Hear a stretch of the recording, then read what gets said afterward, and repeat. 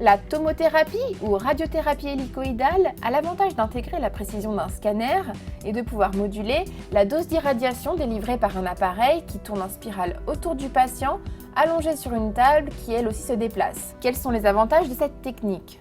Donc la tomothérapie présente l'avantage des irradiations avec modulation d'intensité. On peut le faire sur certains accélérateurs.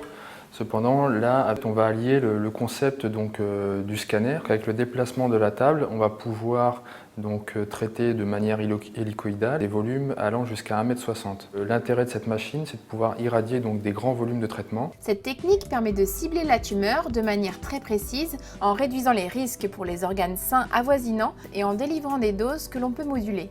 On peut traiter n'importe quelle localisation, que ce soit du crâne, du médiastin, du pelvis, etc.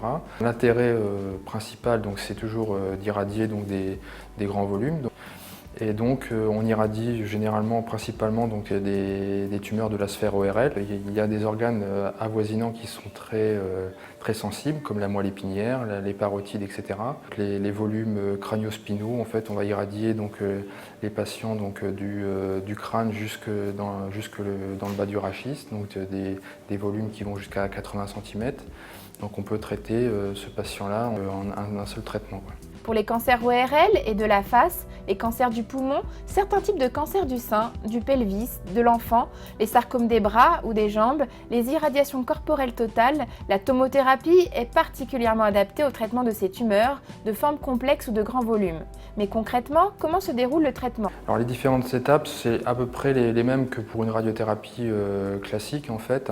Donc le patient, une fois qu'on sait qu'il est identifié pour une séance un traitement en radiothérapie, donc on va le prendre en préparation de traitement où on fera l'acquisition des images de scanner. Il faut compter environ 2 heures puisqu'il faut confectionner tout le matériel pour l'immobiliser pendant les séances. On utilise des masques 5 points pour l'irradiation de la sphère ORL, des coques pour des volumes médiastinaux et puis pelviens.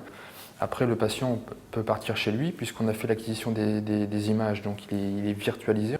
Ensuite, le médecin, sur ces images de scanner, va dessiner tous les contours qu'il veut irradier et les contours qu'il veut protéger.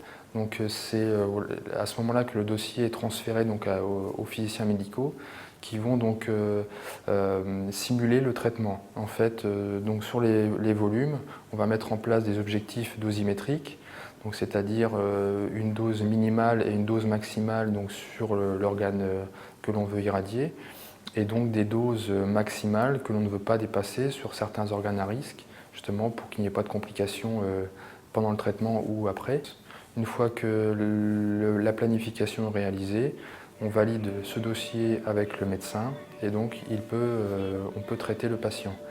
Donc après, la différence avec les autres techniques, c'est qu'on fait une imagerie avant chaque séance, du patient en position de traitement.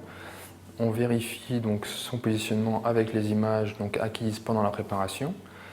Et s'il y a des décalages, on peut les appliquer sur la table de traitement. Et là, on est sûr que le traitement se fait dans les mêmes conditions que la phase de préparation. La séance dure environ 20-25 minutes.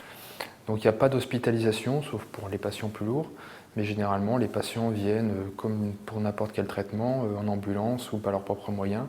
Et puis au bout des 25 minutes, ils repartent chez eux. Généralement, c'est 30 séances, donc il faut compter 6 à 7 semaines, où le patient vient tous les jours, pendant les 5 jours de la semaine. La tomothérapie élargit ainsi les indications de la radiothérapie à des patients qui jusqu'alors n'auraient pas pu en bénéficier. Cette machine vient donc en complément des techniques classiques. Chez nous, actuellement, on traite environ 25 patients par jour.